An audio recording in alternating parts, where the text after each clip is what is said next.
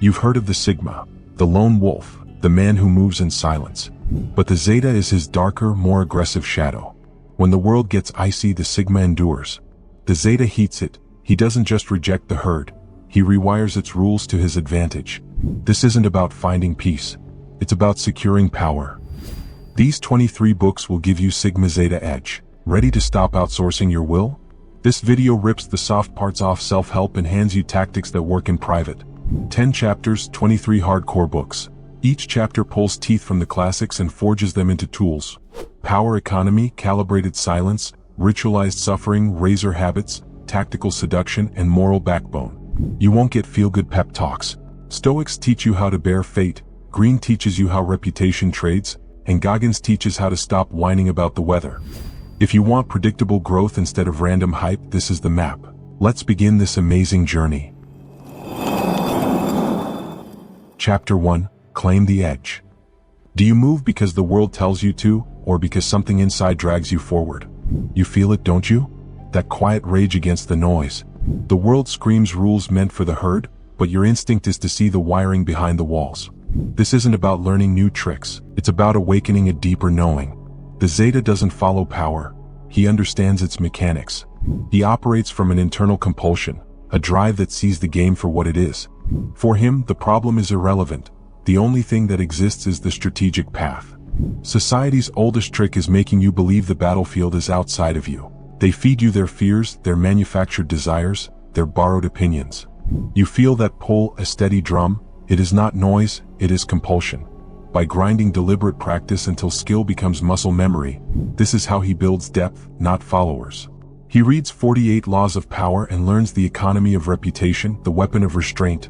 Law 20 whispers, do not commit, keep options. He uses concealment as leverage, not cruelty. Popularity is distraction, principle is currency. He fights the passive enemy, Pressfield names in the war of art. Resistance shows up as excuses, boredom, the scroll. He turns pro, he schedules work like ritual, he lets no mood veto his craft. You cultivate tiny, atomic habits, stacking marginal gains from atomic habits, because long wars are won by daily skirmishes. You practice Epictetus' dichotomy of control. You expend energy only where it moves the blade. He swallows the medicine of ego as the enemy. Humility sharpens learning, ego blunts it. You do not wait for permission, you choose the labor. You sharpen in private, you strike in public. Chapter 2. Command the room. Do you feel the heat when people gather, that small test where masks drop and truth leaks? You watch that heat, you read its pattern. You learn to move like a shadow through noise because 48 laws of power taught you one core truth: never outshine the master. You let others glow while you collect influence in the dark. He studies the art of seduction and treats charm like craft, not theater. Androgyny, anonymity, the slow reveal.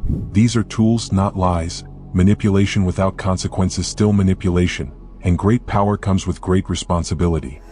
You learn from the laws of human nature how envy and covetousness twist desire.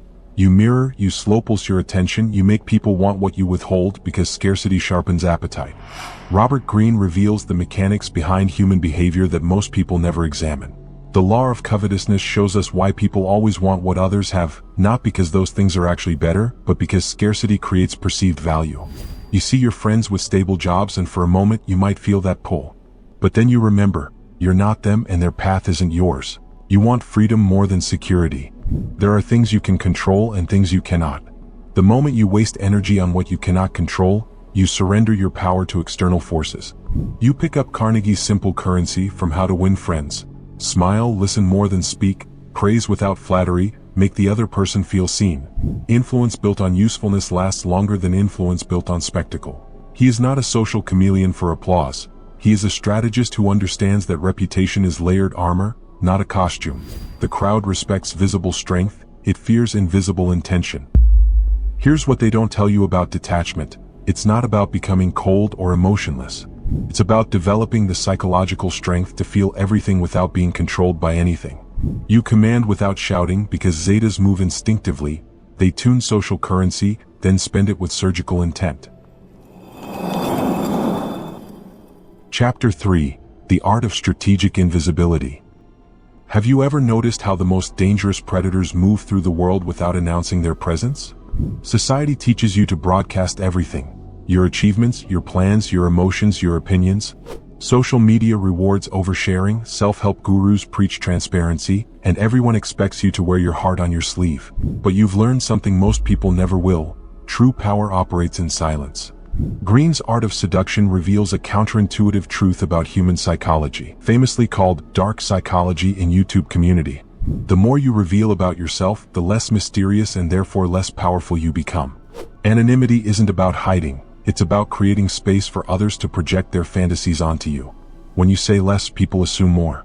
When you hold back information, they fill the gaps with their own imagination, often creating a version of you that's far more impressive than reality. This isn't manipulation, this is understanding human nature at its core. People are naturally drawn to what they can't fully understand or possess. The moment you become completely knowable, you lose the magnetic pull that kept them interested. Zetas instinctively understand this principle. They don't perform for validation because they know their value doesn't depend on others' recognition. Seneca warned us that misfortune weighs most heavily on those who expect nothing but good fortune. By practicing negative visualization, you prepare your mind for any outcome, which means you're never truly surprised or devastated by setbacks. Most people live in denial about potential problems. You live in reality, which means you're always several moves ahead of those who refuse to see what's coming. The crowd needs to announce every move because they're seeking permission and validation. You move in calculated silence because your actions speak louder than their words ever could. This is the third law. Reality is layered. Your first glance is a lie you tell yourself. The Stoics called this the discipline of assent, withholding your judgment until you perceive the truth of a thing. The world is constantly trying to sell you a version of reality. Your instinct is to see the factory where it was made. Chapter 4. Cut your own path. Do you follow the road everyone praises, or do you feel the itch to carve a different trail? You watch the crowd take the safe exit. Gladwell in Outliers shows context hands people success on a platter, but Zetas refuse to wait for a platter. They move the table, they plant themselves where advantage will exist, not where it already sits. You need to read The Rational Male to learn layers, The Way of the Superior Man to feel polarity, and no more Mr. Nice Guy to police boundaries. Use these not to dominate, but to refuse surrendering your axis. Beware the ugly turn. Some threads in these books feed grievance and misogyny. But Zeta's ego isn't this brittle. Ryan Holiday's Ego is the Enemy cut straight to the core of why most people never grow. Ego, what we normally understand, is just insecurity wearing a mask of confidence. It's the voice that tells you that you already know enough, that failure is someone else's fault, that you're too good to learn from your mistakes. The moment ego takes control, growth stops, learning stops, evolution stops. Machiavelli taught strategy in the fire, Sun Tzu taught strategy under moonlight, Nietzsche whispered will to power. Combine them and you get practical rebellion, not performative chaos, tactical independence, not petty defiance. You build independence like a craft from mastery and atomic habits. Tiny rituals, deliberate positioning, relocation of energy. Habits are the scaffolding, skill is the roof. You do not posture as a loner for likes. You become self-sufficient because you refuse to outsource your meaning. For Zetas, independence is an economy. They trade comfort for competence, noise for clarity, and they win by outworking the chorus. Chapter 5. The Strategist's Patience. You see a problem. Your first instinct is to move, to act, to force a solution. But what if that's the exact wrong move? The world rewards speed, but it is conquered by timing. The Zeta understands this. He doesn't just act, he calculates. He knows that a victory seized too early is a fragile one, and a battle avoided is a war won. His aggression is not absent. It is patient, coiled, and waiting for the perfect moment to strike. For him, action is not the first resort, it is the last. The art of seduction teaches the slow reveal, the power of absence. Androgyny, anonymity, the drip of suggestion. These are calibration tools, not theater. Seduction without ethics is theft. Seduction with ethics is influence. You learn the economy of silence from 48 Laws of Power. Restraint is a weapon, not a weakness. Speak less and what you say becomes an event. He watches faces for seams, the micro-hesitations Robert Greene dissects. From the laws of human nature he learns why envy and projection show like cracks. Why people confess truths when you offer the right silence. This is the realm of pure strategy. Sun Tzu's The Art of War is not about battle. It is about the psychology of conflict. The supreme art is to subdue the enemy without fighting. Every action you take should be so well calculated that resistance crumbles before it even forms. Sun Tzu speaks of the direct and the indirect approach. The herd only sees the direct path, the head-on charge. The Zeta operates on the indirect. He shapes the environment, manipulates perceptions, and wins wars in the minds of his opponents long before any physical confrontation. He is like water flowing around the obstacle because he knows that what yields is not overcome. Zeta's ego isn't a sponge. It doesn't absorb what you feed it. It will not be remade by your hands. But how do you know when to act? This is where instinct, honed by experience, becomes your guide. Malcolm Gladwell's Blink explores the power of rapid cognition, the ability to make split-second decisions that are often better than carefully considered ones. This isn't magic. It is your subconscious mind processing thousands of data points in an instant. A firefighter knows a building will collapse. He trusts the gut feeling that is born from immersion in his craft, not the anxious noise of overanalysis. This is the fifth law. Force is the refuge of the weak. Strategy is the weapon of the strong. The Stoic philosopher King Marcus Aurelius wrote in his Meditations to never be overheard complaining, especially not to yourself. This is strategic framing. Your internal dialogue shapes your reality. The Zeta does not complain about the mountain. He studies its slopes, finds the path of least resistance, and begins his ascent with a calm, relentless pace. He wins because he is willing to outlast, outthink, and outmaneuver, never just outfight. Chapter 6: The Science of Selective Attention. The Subtle Art of Not Giving a Fuck by Mark Manson is the final piece. It's not about not caring, it's about caring fiercely about the right things. Have you ever wondered why some people seem to effortlessly navigate social situations while others stumble through the same interactions? Most people think charisma is about talking more, being funnier, or having better stories. They exhaust themselves trying to be interesting while missing the fundamental truth about human connection. But you've discovered something that changes everything. The most powerful social skill isn't speaking, it's listening with surgical precision. Dale Carnegie's How to Win Friends and Influence People reveals a psychological principle that most people violate constantly. Everyone's favorite subject is themselves, but almost no one gets the chance to truly explore it with someone who's genuinely interested. This isn't manipulation, it's giving people something they rarely receive: authentic attention. Malcolm Gladwell's Blink shows us how experts develop intuitive judgment through years of focused observation. Your gut feeling about people isn't mystical. It's your subconscious processing thousands of microsignals that your conscious mind hasn't learned to recognize yet. The firefighter who knows a building will collapse, the art expert who spots a fake in seconds. They're not psychic, they're pattern recognition machines trained through deliberate practice. Here's what they don't teach you about social dynamics. Most people are so focused on managing their own image that they're blind to what's actually happening around them. They miss the subtle signs of discomfort, the moments of genuine interest, the opportunities to create real connection. Zetas instinctively read between the lines while others are still trying to figure out what the lines say. The uncomfortable truth is this: most social interaction is performance theater, and everyone's trying to be the star. But real influence comes from being the director who understands the entire play. Zetas don't need to be the loudest voice in the room when he can be the one who truly hears what others are saying. Chapter 7: Map the Invisible. Do you trust that first flash of knowing, or do you second-guess until the moment is gone? The War of Art reveals the psychological warfare that happens inside every creator's mind. Resistance isn't writer's block or lack of inspiration. It's a systematic force that emerges whenever you try to move from a lower level of existence to a higher one. It shows up as procrastination, perfectionism, self-doubt, and every excuse your mind can manufacture to keep you from doing the work that matters. Blink by Malcolm Gladwell shows the power of rapid cognition. Studies on thin slicing by Ambady and Rosenthal, 1992, found that short observations often predict long-term impressions. Gut reads are real, but messy and inconsistent. You train that flash with mastery. Deliberate practice carves shortcuts in the nervous system, so your snap judgments stop being random luck and become calibrated skill. The laws of human nature teaches you why people project, why envy clouds signals, why a smile can hide hunger. Learn those patterns and your thin slices stop betraying you. From the art of seduction you take the craft of reading absence, microgesture, and cadence from How to Win Friends. You take the gentle art of listening, the practical heuristics that reveal what people actually want, not just what they say they want.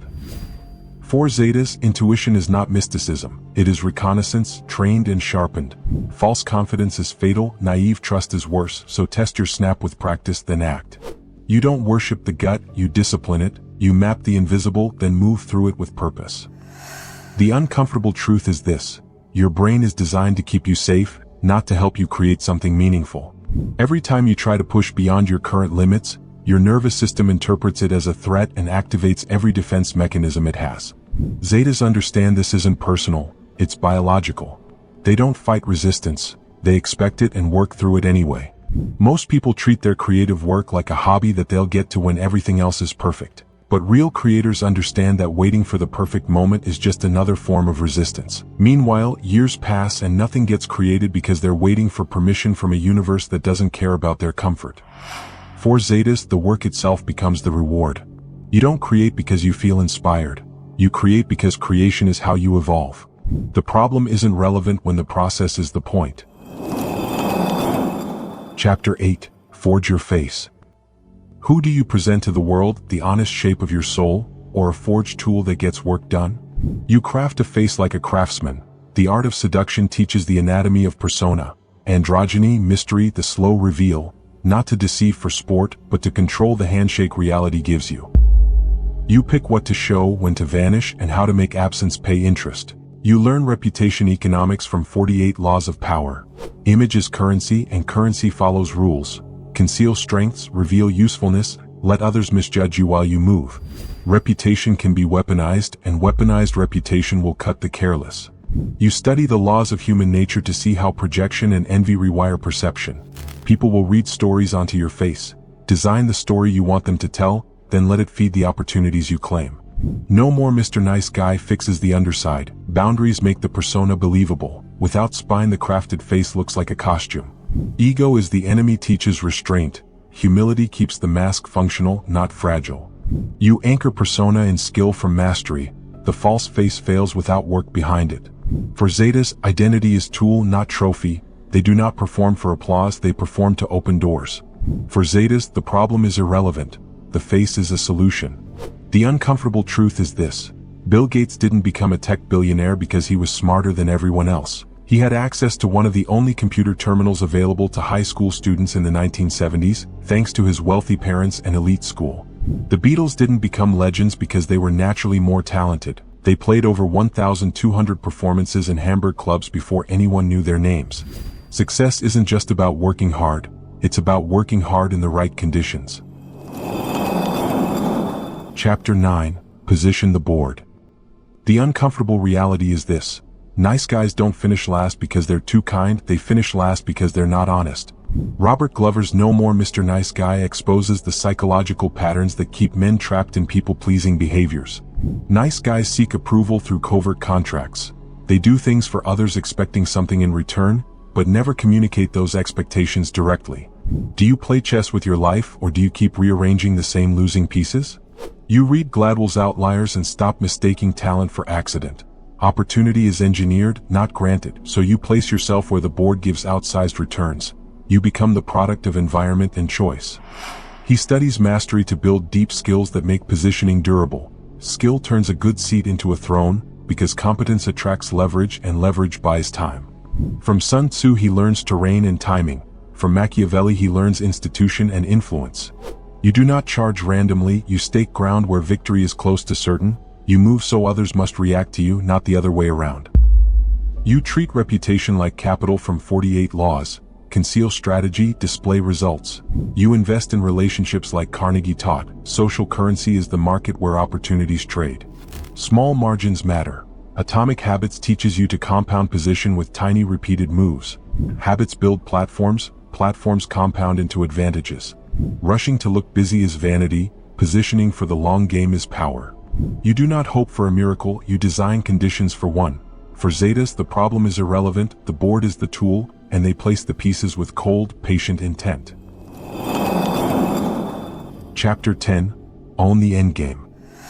Do you want to be remembered, or do you only want to be loud for a season? Memento mori. Remember you will die. It's not a morbid threat, it's the ultimate liberation. Seneca's On the Shortness of Life rings in your ears. You are living as if destined to live forever. your own frailty never occurs to you. The Zeta lives with this clarity every day. It's why he values time over money, action over opinion, and truth over comfort. Elon Musk doesn't live for money, he has a mission to explore Mars. Diogenes left comfort, doesn't give folk about others' opinion. Marcus Aurelius and Seneca forced the question with the bluntest tool. Memento mori is not gloom, it's a pruning shears for the life you still have. It makes choices surgical instead of sentimental. Chasing applause buys attention, not worth. You build legacy the same way you build skill, through the daily architecture of mastery and atomic habits. Small, stubborn repetitions pile into work that outlives trends.